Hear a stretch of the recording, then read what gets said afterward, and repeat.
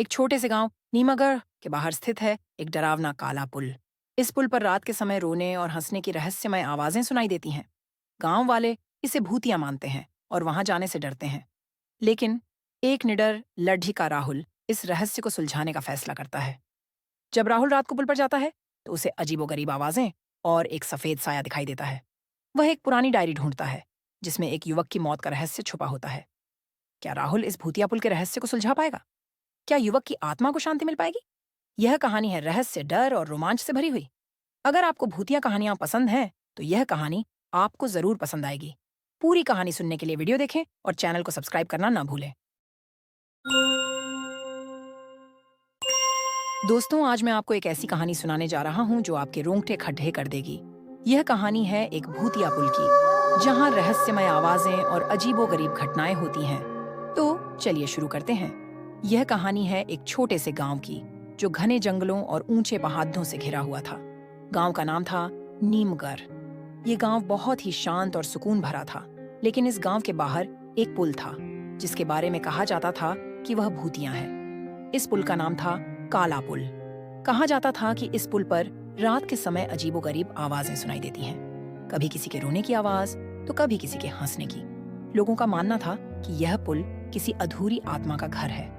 गांव वाले इस पुल से डरते थे और रात के समय वहां जाने से बचते थे।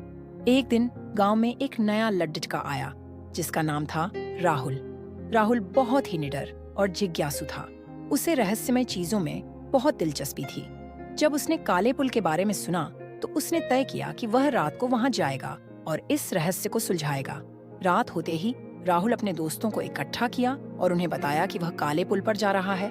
उसके दोस्तों ने उसे मना किया, लेकिन राहुल नहीं माना। वह अकेले ही पुल की ओर चल पड़ा। जैसे ही राहुल पुल के पास पहुंचा, उसे एक ठंडी हवा का झोंका महसूस हुआ। आसमान में बादल छाए हुए थे और चांद की रोशनी बहुत ही धुंधली थी। राहुल ने पुल पर कदम रखा तो उसे लगा जैसे कोई उसे देख रहा हो। अचानक उसे एक आवाज सुनाई दी। वह आवाज बहुत ही डरावनी थी। ऐसा लग रहा था जैसे कोई रो रहा हो। राहुल ने अपने आप को संभाला और आवाज की दिशा में बढ़ने लगा। जैसे ही वह आगे बढ़ा, उसे लगा जैसे कोई उसके पीछे चल रहा हो।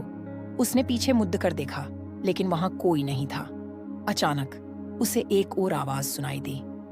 यह आवाज हंसने की थी। राहुल का दिल धड़कने लगा। राहुल ने हिम्मत जुटाई और आगे बढ़ा। उसने देखा कि पुल के बीच में एक सफेद साया खड्डीधा है। वह साया धीरे धीरे उसकी ओर बढ़ रहा था। राहुल ने अपनी आंखें मूंद लीं और प्रार्थना करने लगा। जब उसने आंखें खोलीं, तो वह साया गायब हो चुका था। लेकिन उसे एक और आवाज सुनाई दी। यह आवाज बहुत ही स्पष्ट थी। ऐसा लग रहा था जैसे कोई उसे बुला रहा हो। राहुल ने आवाज का पीछा किया और पुल के नीचे पहुंच गया। वहां उसने एक पुरानी डायरी देखी। उसने डायरी उठाई और उसे पढ़ना शुरू किया। डायरी में लिखा था कि कई साल पहले इस पुल पर एक दुर्घटना हुई थी। एक युवक की मौत हो गई थी और उसकी आत्मा अब भी इस पुल पर भटकती है। राहुल ने महसूस किया कि यह आवाजें उस युवक की आत्मा की हैं, जो शायद मदद मांग रही है। उसने गांव वालों को इसके बारे में बताया और सभी ने मिलकर उस युवक की आत्मा की शांति के लिए प्रार्थना की। कुछ दिनों बाद गांव वालों ने देखा कि पुल पर अब कोई आवाजें नहीं आती। सबको लगा कि युवक की आत्मा को शांति मिल गई है। लेकिन एक रात राहुल ने फिर से एक आवाज सुनी। यह आवाज बहुत ही मधुर थी। ऐसा लग रहा था जैसे कोई धन्यवाद कह रहा हो। राहुल ने मुस्कुराते हुए आसमान की ओर देखा और समझ गया कि युवक की आत्मा ने उसे धन्यवाद दिया है। उस दिन के बाद से काले पुल पर कोई भी डरावनी घटना नहीं हुई।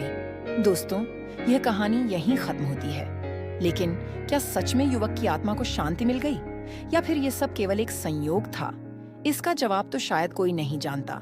लेकिन एक बात तो तय है, काले पुल का रहस्य अब भी एक रहस्य ही है। तो दोस्तों, कैसी लगी आपको यह कहानी?